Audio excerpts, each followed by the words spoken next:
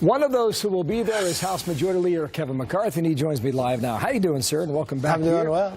How are you feeling? I'm fine. Food poisoning 2 nights ago. It's killing. Oh, man. Feel better than I sound. Thank you. Okay. What are you prepared to talk about today?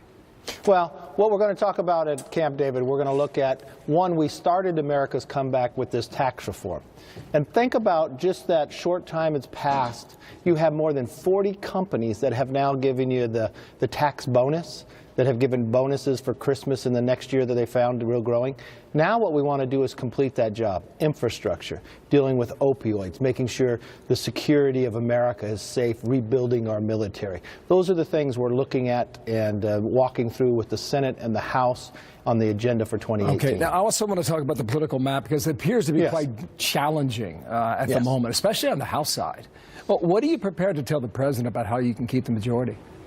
Well, look, we've had 5 special elections in the House this last year. Republicans won all 5 of those. If you look at the Georgia race, too. But we know what history says. In the off-year election of a first new presidency, the party that has won the House, that's won the White House, usually loses on average 25 seats in the House, and 24 is our majority. So we have to go out, sell what we've actually been doing: the tax reform on economic growth, the more than 1.7 million new jobs created, the reform that we've been able to do in the VA, the entrepreneurship that we're seeing coming through, and finish that job from infrastructure and others. And I think come next election, it'll be a whole different history. Interesting. Today, if they were to vote, do you keep the House or not? Yes or no? Yes, we keep the House. I mean, even if you look at what Karl Rove wrote yesterday, he thinks it's a slim margin, but that we keep the House. But it's a fight. On immigration, it is a fight indeed. The president was asked about the Dreamers yesterday at the White House, said this. Watch. Where do I send the box of chocolates? You think he's helping you sell books? Absolutely. I mean, and not only is he helping me sell books, but he's helping... Our apologies. We've heard from Michael Wolff once already. If we have the clip, we'll play it for you. If we don't, he was asked about the Dreamers. And when it comes to immigration, do you see a deal that can be had right now with Democrats and this president? Well, I hope the Democrats come to the table, because I hope the Democrats change from where they were at the end of the year. Nancy Pelosi was trying to shut the government down. The whole issue when it comes to DACA is not due until March, but I think there's a plan forward. Securing the border, dealing with chain migration. I think there is a common ground that both sides can get to. That's what's one of the meetings the senators had with the president actually this week. We've had a number of meetings for the funding of government, making sure our military is not hurt. And remember, one of our other successes is the military just got one of the biggest pay raises they had in 8 years. But we're coming up on January 19th. We want to make sure we get a budget agreement and we can deal with the DACA issue.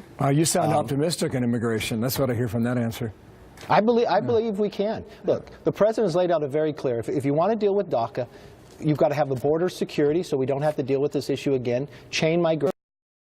What happened in New York just a month ago. How did that individual come to America? Was through the chain migration. I think when we deal with those issues, we can deal with those 3 issues and have an agreement on all sides can agree to. Okay, something to watch. Last question. The book Fire and Fury, is dominating headlines.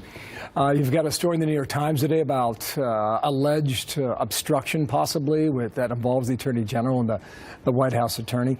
How much of that is getting in the way of your drive to push forward? Well, you know what, I never met that author. I work down with that White House every single day with the president. I've never seen the actions of what he claims inside I've read in those books.